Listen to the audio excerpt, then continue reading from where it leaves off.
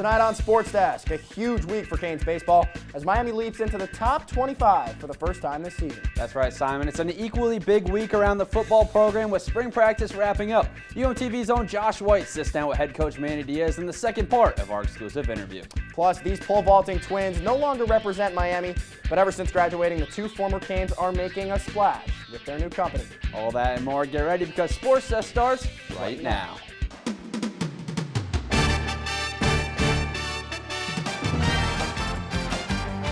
I'm Ed Reed, and you're watching SportsDesk.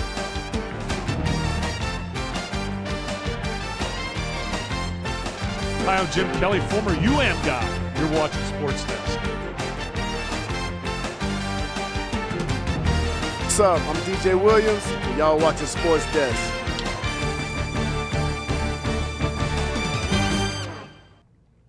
Hello and welcome to SportsDesk. I'm Brendan Riley. And I'm Simon Lehrer. Brendan, it seems like Hurricanes baseball has been cruising for a while. They finally broke through in the rankings this week after winning 6 games in a row, but the Canes hit a bump in the road on Thursday night. Yeah, Simon, it was a tough loss against Louisville, and they're back in action right now, trying to even up the series. Before we give you a score update, let's toss it over to our Inside Pitch crew.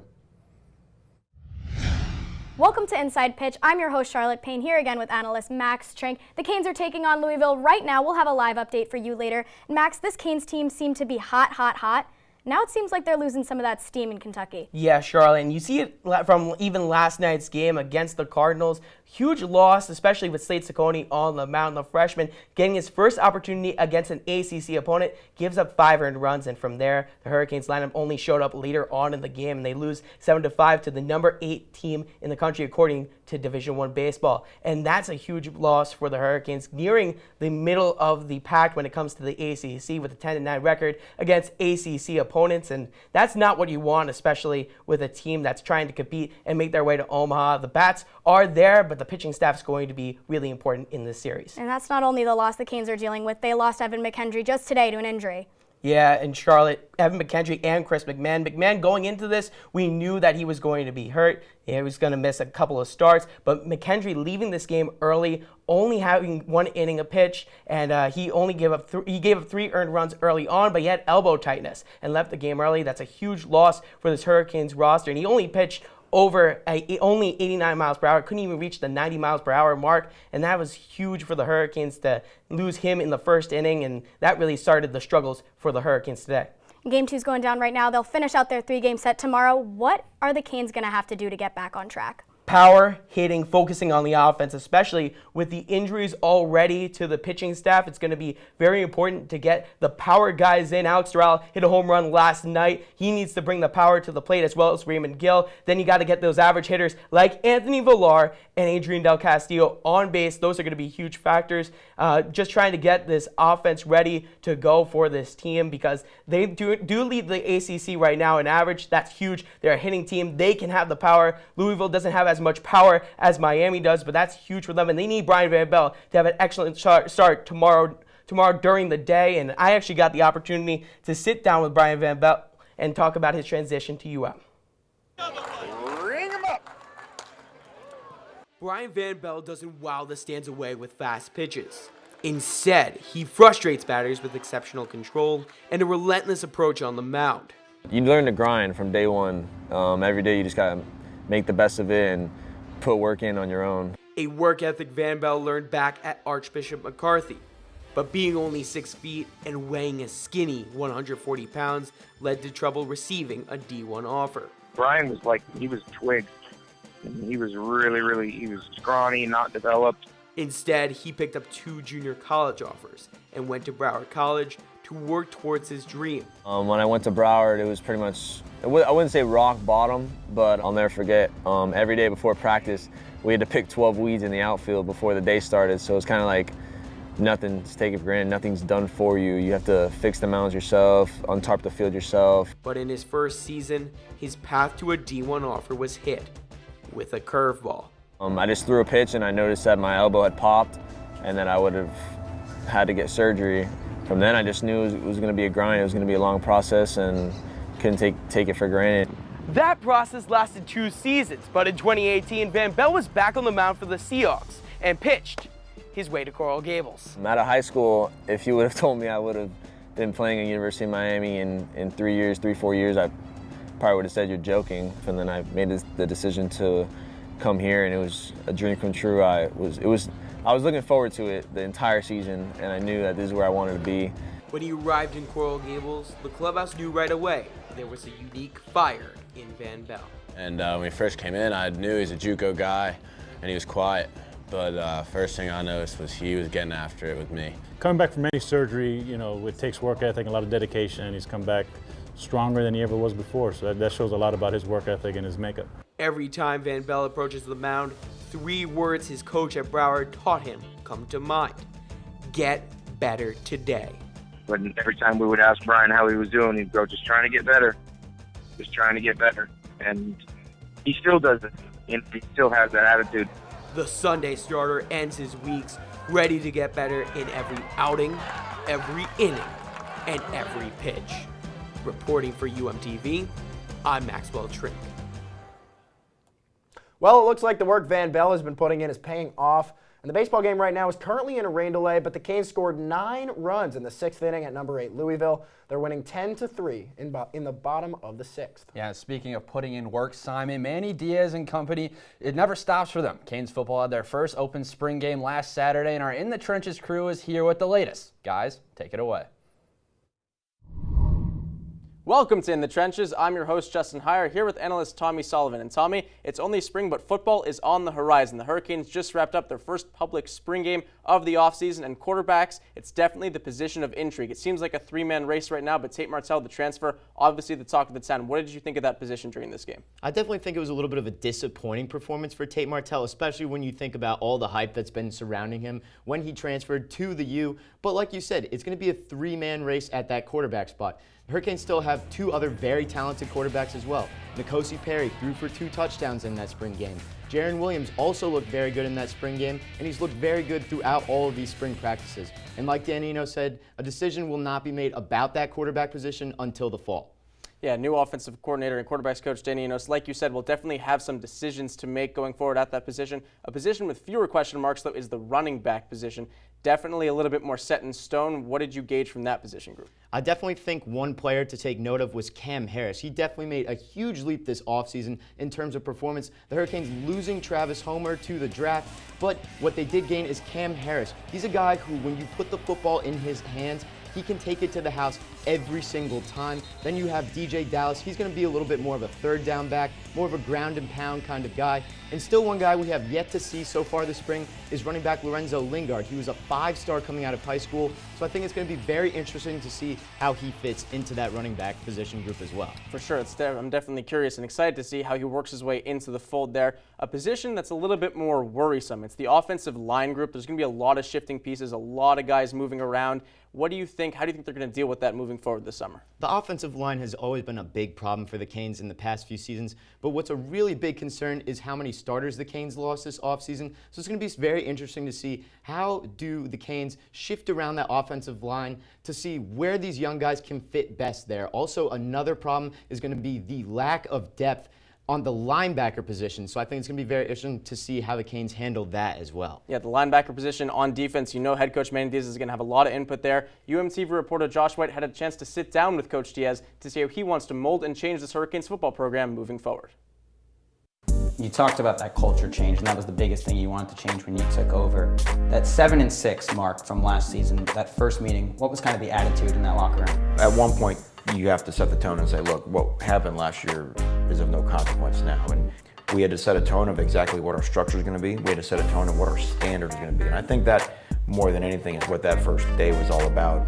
Everyone knows that 7-6 is not the standard at Miami, but we can all nod our head at that, but what we have to do, we have to do something about it. And so we have to put in a structure in place that guys that don't live up to the standard become exposed. And not during October or November, because it's too late then.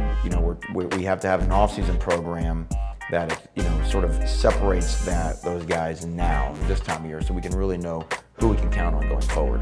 Getting back to the old standard, you bring up the new Miami. How do you think that's taken really not just Miami by storm, but even the country? I think people want to feel a new energy, but the thing is this, it has to be real.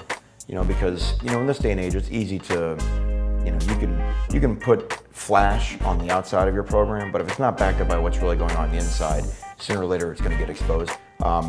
It's fun to have fun online, and to create that buzz for the people outside the program, but if it's not backed up with what's going on inside the program, it doesn't really matter. And that's where David Feely, our new strength and conditioning coach, and what he's done with our strength program and our off-season program, that's really the core of our program. And the way that the guys are working, that really is the new Miami. The part on the outside that the fun and the funny images and whatnot, that's good to have, but that would be nothing if it wasn't for the work we're doing downstairs. I know you're still a few months away from coaching your first game as Hurricanes head coach. What do you want your legacy to be when it's all over? Holy cow. I think anyone who coaches at the University of Miami, I think it's just about being you're really the guardian of the program. This is not a place where, I always feel like all the greatness here at the University of Miami has always been about the players. This is a players-led program. That's why our alumni are so involved in our program. 5 national championships won by 4 different head coaches. Ideally, what we want for myself and as an entire coaching staff is to have a program where we say, look what these guys did. Because ultimately, they're the guys that are in the game, they're the guys that are playing, and they're the guys that when they become football alumni will have the same pride and the same family and brotherhood that the ones that came before them have. And that's really what we're just trying to carry on. Coming up, he may come from the land down under, but his three-point range is over the top. One men's basketball player made an impact on the court this season, but how about in 2K? Don't go anywhere.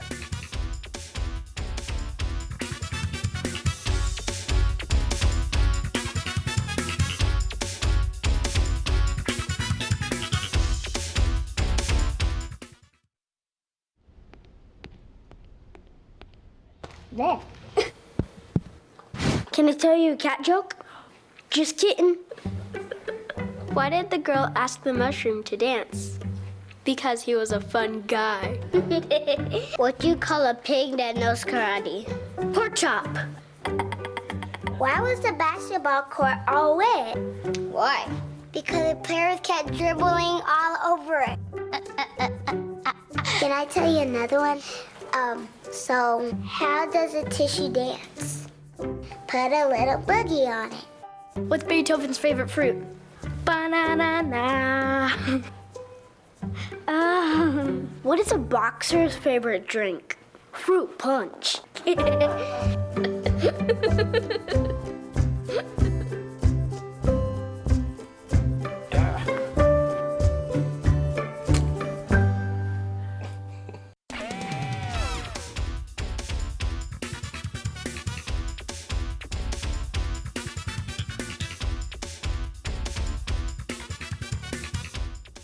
Former Hurricanes women's basketball player Mesa Hoff has signed a free agent contract with the WNBA's Phoenix Mercury after a dominant senior year. The 6'3" forward will head to training camp on May 5th. Hoff averaged 14.2 points per game and 8.3 rebounds in her senior season. She earned first-team All-ACC honors as well as All-ACC Defensive Team, ACC Most Improved Player, and was an honorable mention for the WBCA Coaches All-American Team. She leads Miami as the all-time leader in field goal percentage and is second in block shots. Hoff is the 12th player in program history to sign a WNBA contract. Miami women's basketball will look to build off a solid 2018-19 season, and the team's success is already translating into recruits. Miami announced Wednesday that Lena Johnson's CD Baba has signed a national letter of intent, and that same day Hurricanes men's basketball introduced new recruit Harlan Beverly, in addition that bumped the Canes recruiting class ranking into the top 25. Hurricanes men's basketball player DJ Vasiljevic shoots the 3-ball pretty well, but do those skills translate to 2K? Reporter Josh White finds out in this week's edition of Athlete of the Week. Welcome into this edition of Athlete of the Week alongside Hurricanes men's basketball player DJ Vasiljevic. I'm Josh White. DJ, you know why we're here today? Yeah, beat you at 2K. Oh, okay. I didn't want to play on the court because I thought I was going to get beat. So we're going to play here. We're going to have a good time and ask you a couple questions. Sound cool? Yeah, let's get it. So on the basketball court, you're known as a three-point shooter. You've obviously developed your game a little more. Does that game plan transition over into a game of 2K? Oh, definitely. I got to get my shooters in the game. You know where to put it. I'm putting in Schroeder instead of Terrence Ferguson. I need my experience. To be honest with you, I'm just reading names. I'm just going to click start. Here we go. All right. Oh, he got home court advantage too. I'm playing defense. Is that not allowed? You missed the three-pointer. Do you do that often? No. Follow who? Look at this. Look at this. All right, you missed the three-pointer in the game. You've made a lot at Miami. Do you know how many you've made? I think it's like 199 or so. Do you know where that ranks at UM all time? Actually, I don't. That's the one thing I don't know. You're top 10. You're an 8th at the moment. Mm-hmm. Do you have your mind set on the record for your senior season? Definitely. I think I can do it. You know, teammates gonna create a lot of shots for me. Just like that? Just like that. Paul George right there. Has it always been about three-point shooting? No, definitely not. Trying to become more versatile, and I think I've done that. I did that last season, and I'm trying to do it more coming into this next season. Shoot the ball! Yeah, here we go. Trash. Defense. Trash. This is a low-scoring game. Hey, 2K. I don't play 2K at all, so. So you play basketball all day, but you don't play 2K? Sometimes you just got to get your mind away from basketball, and you know I like watching it, but 2K is just not my game. I'm down 5 after the first quarter. I know you guys don't play quarters, you play halves. If you're down 5 at halftime, what's Coach L saying? I mean, you just got to come out. The first 4 minutes are most important of the second half. You know, just make sure you get a momentum going. Jared Bayless is going to the line right now. He's known as being a good teammate. Who's your favorite teammate? Ooh. Number one by far is Bruce Brown. Great dude. Love him to death. And yeah, he's probably the greatest teammate I've ever had. Protect the Down paint. low. And one. That's a Buka dunk right there. That's Buka? Yeah, that's Buka. They came back from down 11. It might have even been 13. Cut it to a one-possession game and then lost by 5 at the end. That's not bad. Yeah, but you still lost, so. But you play basketball. Yeah. It's about winning or losing, so. Yeah, I guess that's true. I'm the loser today. TJ, you're the winner. Thanks for the time. This has been this edition of After the Week. Back to you guys. Up next, the results are in for Miami men's tennis in the ACC quarterfinals, and the women's match is underway. When we come back, we'll give you an update on how it's going up in North Carolina, but now it's time for some trivia. Both Hurricanes basketball teams announced the signing of some top-ranked recruits this week, but who was the highest-ranked recruit that Miami basketball has ever signed? Was it A, Bruce Brown, B, Lonnie Walker, C, Jaquan Jones, or D, Jaquan Newton? We'll be right back.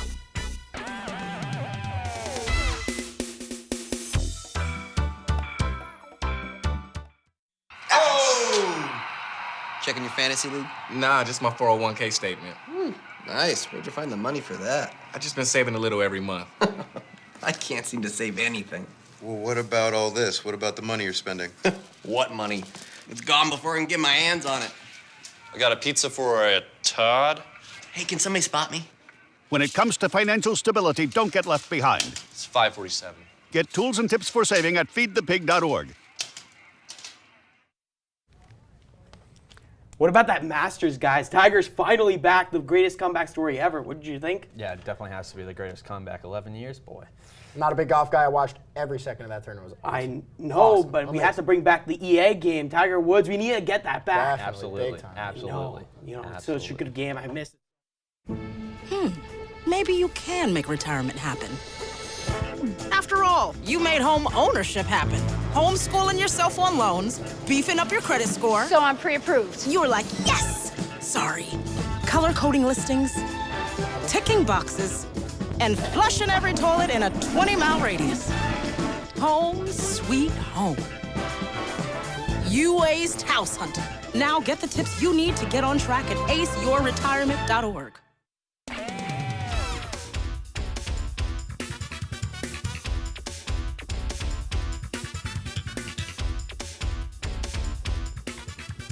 Welcome back. If you guessed B, you are correct. Lonnie Walker came in at number 13 on ESPN's Top 100 Basketball Recruits in 2017. He chose Miami over Kentucky, Villanova, Arizona, and Syracuse. Walker went on to play 1 year at Miami before being drafted in the first round of the 2018 NBA draft by the San Antonio Spurs. Canes men's and women's tennis were back in action today at the ACC quarterfinals in Durham, North Carolina. The men's team lost a close contest to number 20 ranked NC State in the quarterfinals by a final score of 4-2. This was the first time that Miami has advanced to the quarterfinals since 2011. Now going to the women's side, the women's team is currently winning against number 9 NC State 2-1. Canes have won 2 singles matches after dropping 2 of 3 doubles matches. The team was led by Davinia Achong, who won her 4th ACC Freshman of the Week honor this past week. No, she's very much a team player. She wants to see the team succeed, but she's very much of an individual in terms of just being relentless every day and approaching this as her job. And from what I've seen, really not letting a whole lot get in the way.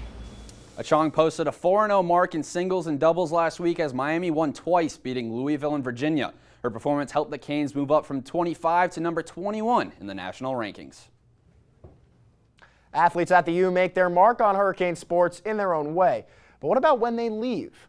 UMTV reporter Erica Orstad is here with an update on 2 former track athletes. Erica, it's been quite a ride, hasn't it? You're absolutely right, Simon.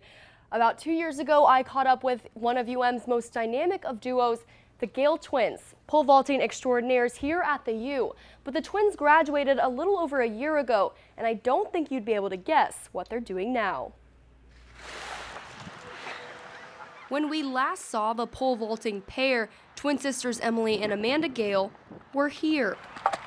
Hours a day on the track and in competition. It was just something that we absolutely loved. It was like pole vaulting above everything else in our priorities. School too. In school too. Now, a year and a half and a degree later. Well, we got pre-med degrees from Miami, and we currently technically aren't using them. They're here in Big Pine Key, and the pre-med degrees could not have prepared them for what they're doing now. Not the typical after college job. No, get a regular job. Yeah, let's go fishing. Same Gale twins, different poles, and fishing has become their new life. For our 13th birthday, we really wanted to go on a deep sea fishing charter. I remember those being my exact words. Not only did we want to fish, but we also wanted to learn how to fish. So that's kind of how we started. We went on a charter when we were 13, and I think that's where we really fell in love. So when they got the call to work on a fishing boat after college, very quickly said yes. He needed help working in the Bahamas for a series of fishing tournaments, and then that's kind of how that got started. nice fish. Since then, it's been all fish all the time. It's definitely not easy. It's a grind. Early mornings, it's long days out in the sun. And the hard work is paying off big time. The Gale twins are certified boat captains, and what started as just 2 girls and a fishing blog is now a brand of its own. We're the Gale Force Twins. Complete with a YouTube page, sponsorships, and commercials. And just a few weeks ago, we finally got the permits to start chartering on our boat. Prior to that, we've been working on several different boats, and we finally decided to take the leap and do it on our own. Longtime angler Ray is out with the girls on one of the first Gale Force charters, and he says he's impressed. The girls were very professional, put us on fish right away. Surprising. 2 young girls. I wouldn't expect them to have the knowledge to do this, and they do. And for them, love of the sport and sister has made the Gale Force twins stronger than ever, and their story is making waves. I got a message a few days ago of a mom saying that she loves that her daughters can follow us, and that is just so meaningful to us, and that's kind of what motivates us and drives us to do it. Showing girls that they can fish too, and helping to bring a new demographic to the fishing world. Honestly, the goal is just to kind of maybe be an influence for younger girls or other women that are kind of in the industry. Holy cow, I got girls listen, women listen better, and I think they're better anglers. I completely agree with that. Who says girls can't fish? These twins are giving the guys a run for their money, double time. In Big Pine Key, I'm Erica Orstad, UMTV. Still to come, we head to Mark Light Field to learn more about how this group of fans ignites the light. Story after this.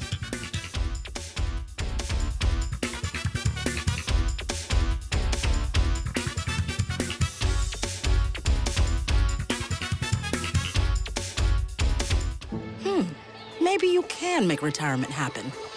After all, you made this vacation happen. Double points with every purchase? Cleverly merging promotions. I love it. Cross-referencing travel sites. And booking all your flights with those... vouchers. I got us bumped. They were like, oh. But now they're like... Aloha. You aced this vacation. Now get the tips you need to get on track at aceyourretirement.org. Patriotism. It inspires passionate debate. It's worn like a badge of honor with good reason. Because it means love and devotion for one's country. But what really makes up this country of ours? It's the people. To love America is to love all Americans. This year, patriotism shouldn't just be about pride of country. It should be about love. Love beyond age, sexuality, disability, race, religion, and other labels. Because love has no labels.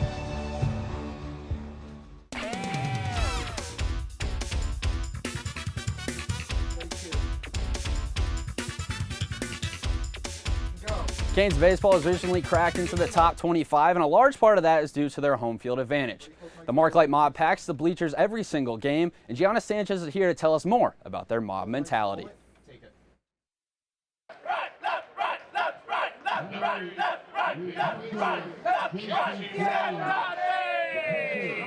Fans are crucial to any sport, and every game has a crowd.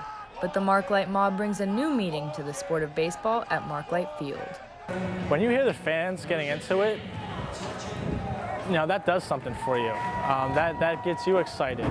This has added a little bit more excitement to the game. When a guy strikes out, it's just so demotivating and so wrecking to their morale on the other team, and it's such boost of morale in our guys. Before the mob, the culture surrounding the Canes was different. They brought a new energy with them that has influenced everyone at the park. It wasn't as, I would say not as energetic as it was. I've been coming here since I was my son's age, that was 6. So I remember when this used to be just wooden bleachers. So it wasn't as fun, but now it's just a little bit more fun with everybody coming together and talking and, giving the business end to the other opponents. The Marklight Mob doesn't only hype up the crowd, but it also fires up the players on the field. It's a slap in the face, it's an insult to them, and they really hate it, and it more or less frustrates them more than anything else. Baseball is all a mental sport, and so when you're into the game, just as much as the fans are, like, you feel that, and that correlates to big hits and big plays in the field, which get the people going. I think it fires them up because they know that we're here for them and we're getting ready to live and die at their discretion when they need us, and if they need us to pump them up, we will. Their dedication is unmatched, and any fan will agree they're the spirit of the U. Called the Marklight Magic for a reason. They're called the Marklight Mob for a reason. It's the crazy, magical mob that makes this place as special as it is. Gianna Sanchez, UMTV. For this week's Play of the Day, we head up the East Coast to a place that I consider to be my second home, Yankee Stadium. Let's take a look.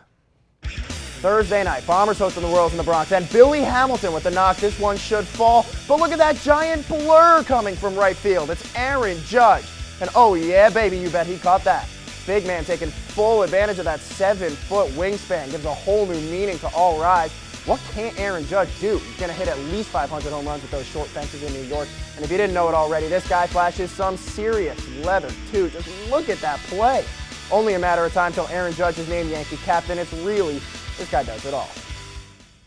You may know them for their athletic talents, but these Hurricanes showed off their unique skills during a student-athlete talent show on Monday night. The talent show allowed Hurricanes athletes to show off their personalities, as you see here, 3 members of the women's basketball team dancing to Old Town Road. The other performances range from singing and dancing to card tricks and spoken word performances. But at the end of the night, the winning performance went to rower Emmeline Brenner. She sang an original song and played the ukulele. So Simon, I gotta ask, if we had a student reporter talent show, what would you do? I play a pretty mean recorder. I know that's not too hard, but I don't know, it's something. What about you? I can rap a little bit. I mean, I can spit a couple. You wanna do it? No, not right now. All right, well, looks like that's all the time we've got for tonight. Thanks for watching, guys. We'll see you next week.